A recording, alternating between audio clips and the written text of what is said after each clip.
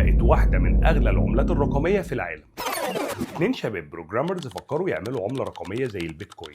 الموضوع كله كان على سبيل الهزار لدرجة إن شكل العملة كان عبارة عن كلب. في الوقت ده كان ترند، مفيش هدف، مفيش مشروع، مفيش حتى خطة، بس الناس بدأت تتداول العملة على سبيل الهزار، فاتجمع بيها تبرعات وتمول بيها سباقات سيارات وتحفر بيها آبار في كينيا.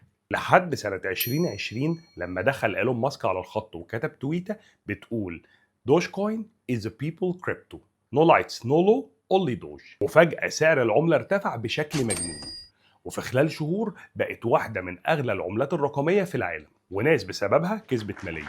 وشوية وإيلون ماسك طلع قال إن الكلام ده كان هزار، وهو كان بيجرب يشوف تأثير كلامه على السوق. طبعا الناس اتخضت والعملة نزل سعرها 90%، وناس تانية خسرت ملايين.